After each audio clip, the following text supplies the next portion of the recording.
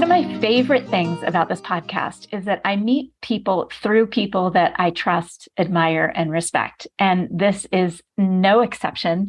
I was introduced to Jennifer Jane Young from my dear friend, Megan Miller, who also happens to be a no longer virtual alumni of 4 out of 5 years. And I'm so eager to get started in this conversation. Jennifer, thank you so much for joining me on Your Stories Don't Define You, How You Tell Them Will. Thank you so much for having me. And yes, anyone Megan connects me to I know is going to be an incredible connection. So I'm happy to be here. Agreed. I would love to start with my traditional question, which is, I always ask our guests to share something about themselves that most people might not know about them. And I do this so that our listeners get a chance to hear straight from you something that makes you more approachable, that makes the rest of our conversation feel more real and connected. So what do you think? Do you have something you can share with us? Yeah, I would say some people know this because I share it in more intimate spaces with my community and stuff. But probably something that people don't know about me is that I'm very much of a rebel. I do not like rules. In school, I was the bad kid, always kicked out of class or in the principal's office or in what they called the hole, which was a room for bad kids with no windows. It was a tiny little 4-wall room where they would stuff us in there for the day and we couldn't leave. So that's where I spent most of my time in school. And yeah, I'm a lot more rustic, I think, than people think. Oh my gosh, rustic. That is such a perfect word.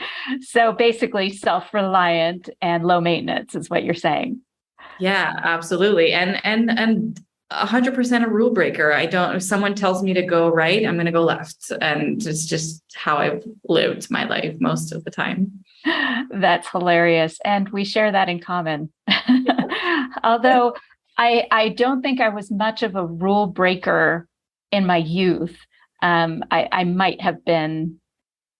I guess I'd have to ask my mom that. But definitely from the time I turned about 13, holy cow, everything, same thing. You tell me to go left, I'll go right. You ask me if I need help, I'll say no. Yeah, I love that. So we're going to dive into that in a minute because I think this is going to be a connected story.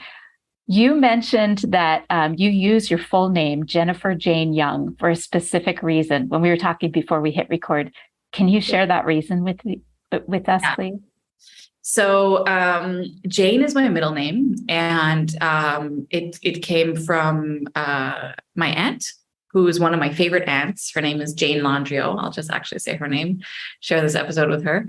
And she has always been a huge inspiration for me. I don't know why. I've always had such a strong connection. And I remember when I was younger feeling like I want to grow up to be like Auntie Jane. That was the feeling I had. And she always made me feel like I couldn't wait to get older. I couldn't wait to be a woman. I couldn't wait to reach that wise time in my life, because she always seemed to be a really wise woman to me. She's very charismatic. She's funny. She's loving, just all of the qualities that are magnetic to someone. And she's been a role model for me from a very young age. And I just love her so much. And for me, the middle name means so much to me there. And it's also it's a reflection of who I've become as a woman and entrepreneur. And so it just felt so right to use that in my branding. Oh, I love that, Jennifer Jane Young. And now everyone knows why you go with that full name when you're doing your professional work. I love that. So it sounds to me, this is why I wanted to come back to that. It sounds to me like she was one of your encouragers when it came to rule breaking, when it came to doing things your own way and not following the path of somebody else. Yeah. And she's always been really curious about what I'm doing, what I'm up to. And yeah, I don't know what it is about the connection we have, but it's when you have people that you really look up to in your life, and it was always this feeling of like, this is the kind of woman that I want to grow into. And she was also, yes, I guess the aunt that I could be the messy Jen with, like that, we can swear together and feel embarrassed together and share crazy stories together. And so I think I always just felt really like I could be just human with her. Mm-hmm. And I love people who make me laugh, and she's just so hilarious. So I love that. Oh my gosh, what a great way to begin this podcast.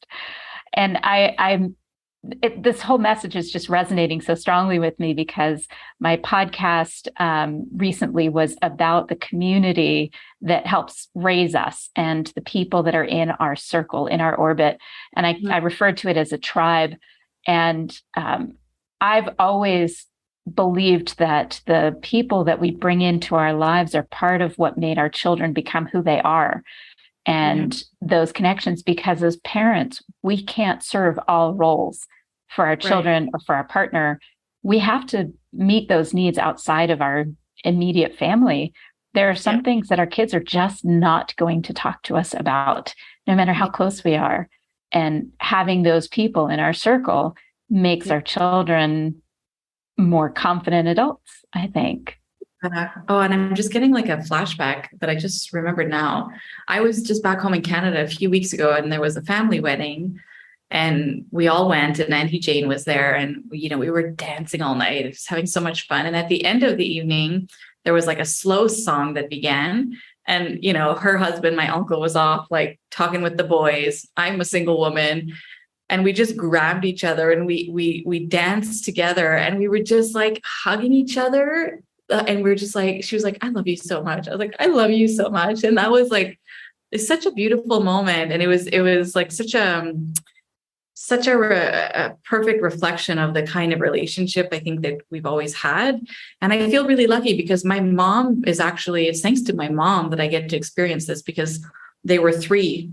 So there was my Auntie Jane, there was Beth, and my mom. And they were like they'd have the girls' nights when I was young. And my mom would always bring me in, be like, come sit with us, come to chat with us. And so I always had the opportunity to be part of their little group. And it was such a privilege to be able to do that. I just got to chill. And maybe that's because I have a sister that I'm really, really close with. And I'm very close with my brother as well. The three of us are very tight. There's something about that sister relationship. And my mom is really close with her siblings, and she has an identical twin. So they are, of course, they're super tight at 75 years old, 76 now. So all of what you're saying right now is really resonating strongly with me. And I love that your mom had not only the confidence and thoughtfulness to invite you into that circle, but I guess the reason I say confidence is that I know so many moms that are threatened by their children's relationships with other adults because they feel like they need to be all for their kids. And so they're threatened when their child makes a close adult friendship like that. And your mom's thoughtfulness and compassion and relationship with her own sisters informed her relationship with you and her ability to share you with her sisters. That's just amazing. I know it's beautiful. And it's such a beautiful full circle moment, because these women have been the women who have inspired me a lot. Like I talk a lot about my Auntie Jane because of my middle name and my business. But like Beth was also such an inspiration to me in so many ways, because they're all so unique. And so is my mom. And it makes me want to like hit pause and go buy a plane ticket right now and fly back for a girls' night. I know. But now, like they had always inspired me. Like they were always role models to me. And now, because of the work that I do around self-development and personal growth and all that stuff, they now look to me for inspiration, which is such an honor, So they follow me, whatever books I'm reading, they're reading. And it's just, it's so nice. Oh, I love that. Well, this is a perfect opportunity to share with our listeners.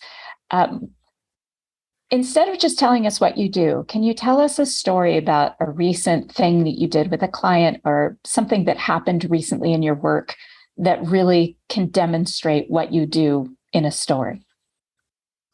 Yes. Yesterday, I was on a group call with the women in my school. And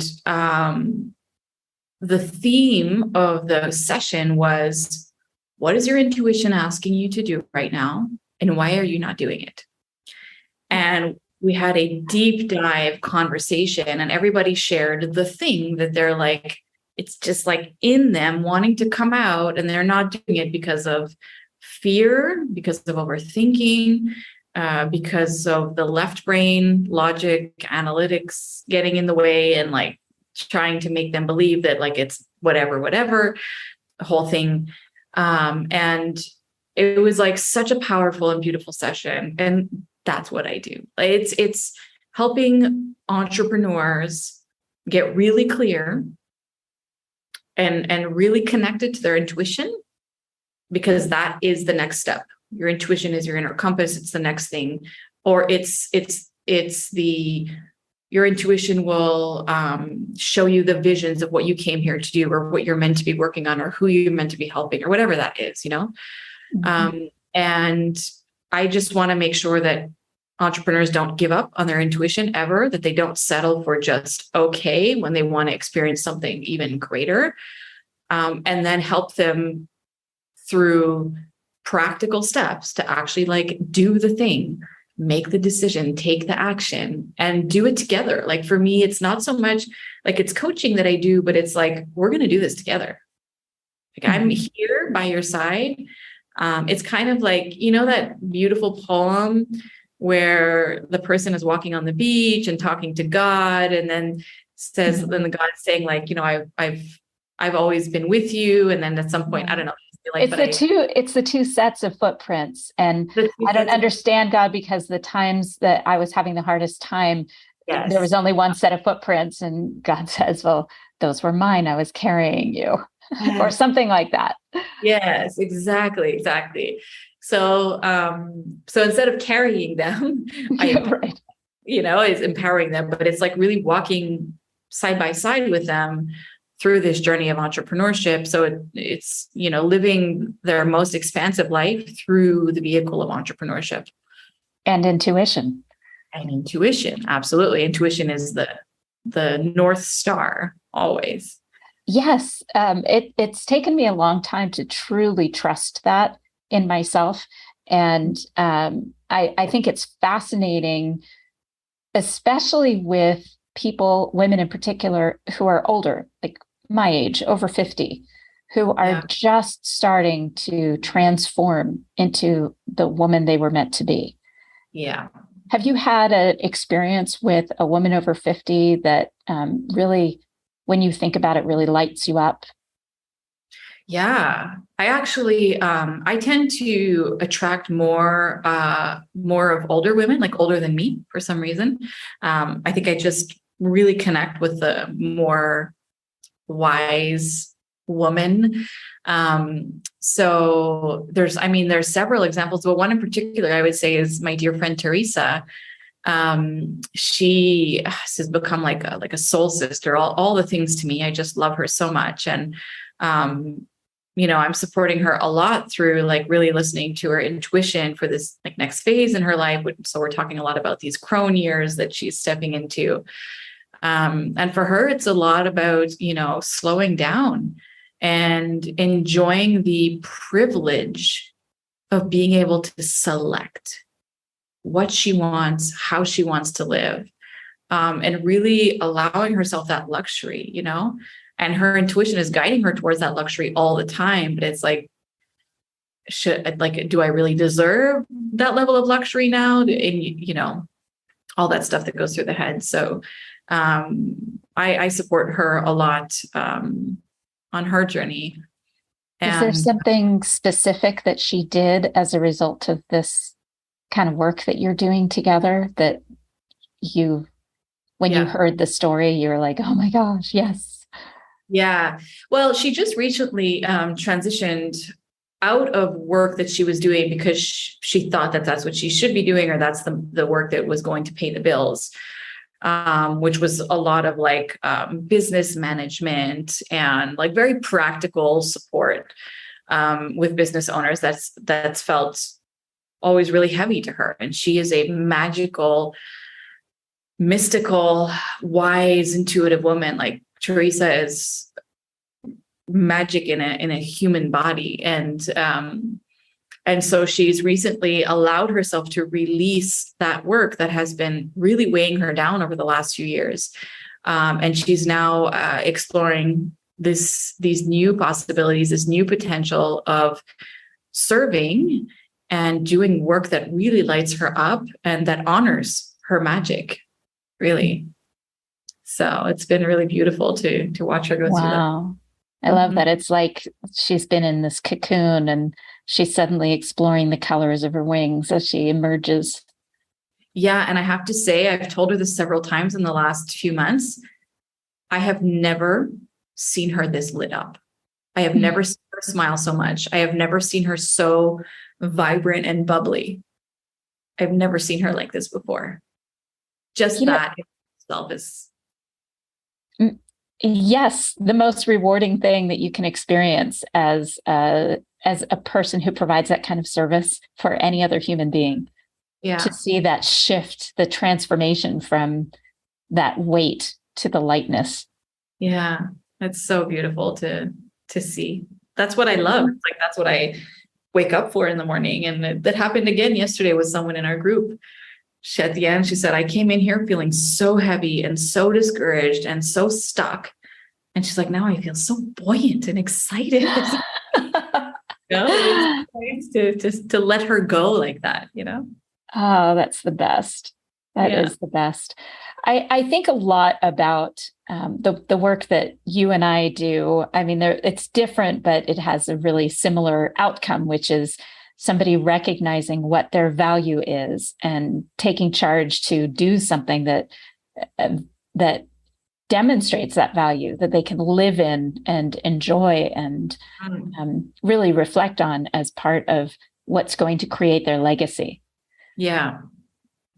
There's something so it's such an honor to have that kind of role in a person's life, and that takes us full circle back to your aunts and this cycle where they had the honor of guiding you, and now you have the honor of guiding them, and it's become a much more cyclical relationship where you're feeding off of each other. Yeah, absolutely. It is beautiful. And I think that's what life is all about, is just being those inspirational leaders or mentors to other people in our life. And, not underestimating the impact we have on people. Like, I'm sure that they're going to listen to this episode and they're going to be like, what? It's going to be like mind blowing to them, because we don't realize the impact we have on others just by honoring who we are and showing up as ourselves. And so something that I try to remember all the time is to not underestimate the impact I'm having through the small and big things that I'm doing. Absolutely. I think sometimes the smaller moments are the ones that resonate for much longer than a big splash. So when you think about the work that you do, and we've already talked about some of your mentors in terms of your mother and aunts and family in general, when was a moment when you realized that this was your magic? When was a time in your career where you walked away from a situation thinking, oh my gosh, this is what I'm really good at? I don't know if there was one moment. I feel like it's been just all of these little breadcrumbs that I've been following, and every time it's like, oh yeah, that's my magic. Or it's like, oh, really? That thing that I did or that thing that I said had this impact, So it's a constant learning or awareness or realization of, like, and I feel every day I'm seeing more and more clearly what it is that I do and how I impact people. And what's interesting is the more I move forward and the more I have this level of awareness, the more I realize the simplicity in what I do. Whereas before, I feel like I was trying to manufacture something from my head, to like create impact and experience success and make a difference in people's lives. I was trying to create this big, fancy, shiny thing, service, offering, whatever, to deliver my magic. And I feel like now all of those layers of extra doing and overthinking are releasing more and more every day. And I'm just coming back to the foundational essence, I guess, of what I do. And it's so much easier. It's so much more simple. Like I don't need all the shiny things around it. I can just show up and be that. Right. Yeah, exactly. The reason I asked that question is that I remember at a No Longer Virtual, it would have been in Denver in 2018, Kate Byers and Jake Esteras were co-hosting a session on finding your why. And I am a really practical person. So the No Longer Virtual Summit always has a good blend of solid, practical business, creativity, the stuff that I consider to be very practical, and the emotional side of things. Like when Kevin Strauss did a session on emotional health, emotional wellness. And as much as I consider that I know that that's practical stuff, but in my head, this is kind of where I lean, is being able to balance the two. Yeah. And I remember this finding your why session, and I didn't see myself as somebody who would benefit from that session necessarily. I didn't think that it would necessarily be relevant for me in that moment in my life. And it's, one of those things you said, it's like breadcrumbs.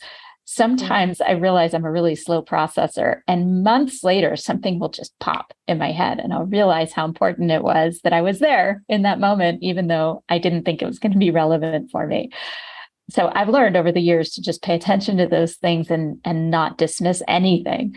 But I remember this moment as I was thinking about my business in the same way that I was just trying to create something that was bigger than me, rather than relying on me and providing what I naturally provide. And I was part of the Women's Leadership Network board at that time here in Helena. And I was the president, and my vice president and the woman who was running our membership committee did this amazing membership drive at the Carousel here in town, where we had champagne and we had sundaes, and every woman that walked in there felt like she belonged there. That was the most common comment as people left and joined the organization, where the comments were, I walked in by myself, which was really hard for me, but I was not by myself for more than a couple minutes, and people came and welcomed me. I felt so welcomed. Yeah. And I remember walking away from that, giving the credit to the women who really had organized it, and then suddenly owning part of that in myself, knowing that I had nurtured this board. Yeah. I had enlisted them to participate in the organization, in the board, and in this event. And even though it wasn't all me, I felt like I had kind of set the stage for it, that I had created the environment for that to happen, for that additional greater environment to be created. And that was a moment for me, that realization that that's what I did. It was my what, wasn't my why. Yeah. But it's that what of creating an environment where people can thrive and show up fully as themselves. So was there a time like that where you walked away from something and like it all kind of came together, all those little breadcrumbs kind of came together to create a real cookie? Yeah, I think, what's coming to mind is a client I worked with about a year ago. And I won't say her name just out of like privacy, but she was in a hard and low place. And she had big visions and big dreams. And there was some things that she really wanted to achieve. And she was transitioning from being a professor in university to becoming an entrepreneur, you know, really stepping into the work that she really wanted to do. And, you know, when you look at where she was and where she wanted to go, at first it was a little bit overwhelming for me, because I was like, am I going to be able to get her here? Like, this is usually when I start working with entrepreneurs, some are just starting, but like she had a lot of other things involved, health struggles and emotional struggle. Like there was a lot of stuff in there, you know, she was carrying a lot. And I always bring practical stuff into my work. I never let anybody leave with just theory or a vision or an insight. There's always something practical to leave with. And, you know, when I was thinking about like helping her really get this business started, because we had to adapt it to her needs based on the health things and all kinds of stuff, there was a while where I was like, I don't know if I'm the one to help her, you know? And I just showed up. And with my magic and my insights and my energy, I would say. It's the container that I hold energetically that is really the magic that I offer, I believe. Because the practical stuff and the 12 years of business experience and all that stuff, that's kind of like the icing on the cake, really. Because when you are in a room with someone, Zoom or in person, who really holds space for you in a way that allows you to feel safe, seen, heard, understood, and with someone who can really show you a path forward, your path forward, not just a path that's been paved by a million other business owners, but your path forward, magic can happen. And like where she is now in her business, we're not working together anymore. I can't even believe where she's at, right? She is like flying. She's thriving. It is incredible. I can't even believe where she's at. And it's just been like a year and a half, maybe. Wow. So that, I would say, was probably one of the experiences that really, really showed me the essence of my work. And she's told me several times, I would have never been able to do this without your support, not just practical, but like the space that you held for me. That's amazing. I just got to chill. Yeah. And that's great. That's an awesome story. And it comes back to this whole idea of knowing that there are different people in our orbits to fulfill different roles, and that you were there for her at the time that she needed you. And now she's moving on. You're not working together anymore. You are still that person for her. Yeah. And she has different people in her orbit to help her go to the next step or to continue to grow in the way that she wants to. Yeah, absolutely. Oh, I love that. What an amazing story. Jen, this has been such a pleasure hearing your stories. Just one last story. When you think about your experience, I saw in your LinkedIn profile, and we talked a little bit about your experience with United Nations. Mm-hmm. Is there an image that pops into your head about a place where you were, something you did when you think about your work with them? What comes to mind immediately is the super connectors that I work with in this contract, which are essentially a small group of, so I'm the community leader for, it's called Ecom Connect. Essentially, we support entrepreneurs in developing countries with their e-commerce businesses. And we started a program about a year and a half ago called the Super Connector Program. And it's essentially an ambassador program we handpick some people in the community who want to help us grow Ecom Connect. And this small group of people have been like my family. And I learned so much from them. like I was there supporting them, like I was their leader in a sense, but I learned so much from them, and I got to build relationships with incredible human beings. All of them in there, they're like my family. I love them so much. And so that's who I think of when I think of this work with the United Nations, is like, and one is from India, and two are from Africa, and one is from Costa Rica. Actually, there's three from Africa, and it's like the privilege that I have to have met these people from all around the world who are doing like incredible work, is really the vision that comes to me. And probably like, yeah, what I've enjoyed the most is working with them. Well, I'm just imagining, I can kind of see your wheels turning in your eyes. I can imagine you are kind of visualizing your last video meeting with all of these people where it was, the Brady Bunch style view. Is that in your head right now? Absolutely. You're really intuitive, because I actually, I'm ending this project with them at the end of October. And I might jump into a new project, a different one after. But yeah, when I think of the end of this in October, I'm just like, oh my God, I'm going to miss these amazing people. Like we've just become so close. And I think we're going to continue to stay very, very close, but I won't be the community leader anymore. I decided that, this is kind of, I feel like I go in to someone's life or business or project, and like a little fairy godmother, and do my magic and bring things to another level. And then I know when it's time for me to remove myself. And so I was feeling now that it was like, I did what I had to do here. And now it's time for me to remove myself, The first thing that popped into my head is Mary Poppins.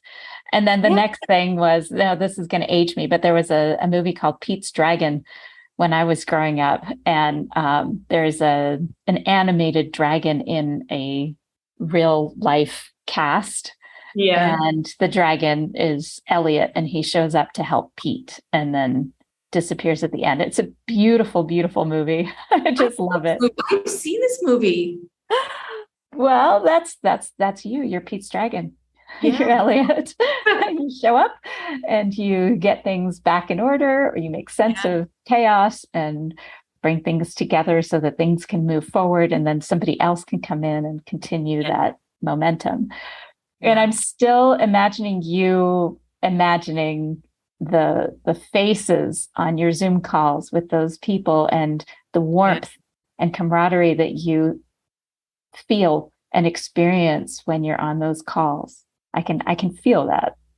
Yeah. Yeah, it's so nice. It's just, I just want to like be there and help them. And what's beautiful is that we just found our new community leader, who I'm going to be handing the torch over to. And it's one of the super connectors in our group. So I'm like, so excited to hand the torch to her. She's incredible. So yeah, it's just, it's been really nice. Oh, I love it. What a great story. And it's a perfect way to bring things full circle, to remind our listeners that the people that are in your circle are absolutely critical to your success or not. They are absolutely critical. So make sure that you're intentional about the people that you're spending time with, that you're looking to for support and mentorship and guidance, and just make sure that you feel seen and heard by the people that you are surrounding yourself with. Yeah, absolutely. I agree. We need to really cherish every single person that is in our orbit. Absolutely. And if you don't, then it's time to shed that person or be shed from their orbit, however that works out. Jennifer, if you could just share with our listeners the best ways to get a hold of you, where people can see the kind of material content that you're putting out.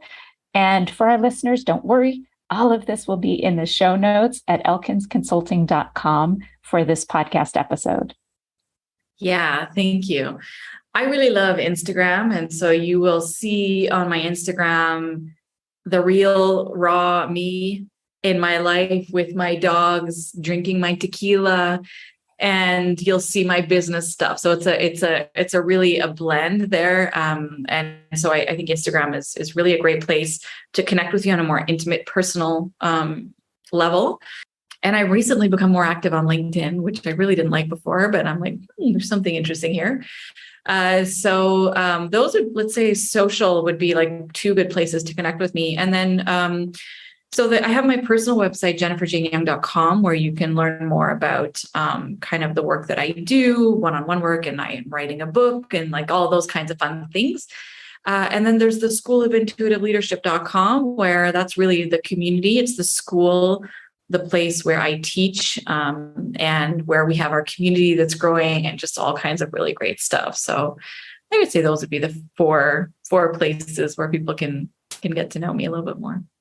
Excellent. And as I mentioned for our listeners, all of this information will be in the show notes at elkinsconsulting.com. Jen, thank you so much for joining me. It has been such a pleasure. I love your stories.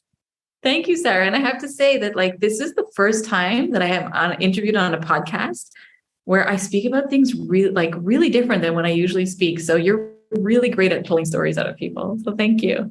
Thank you. I appreciate that.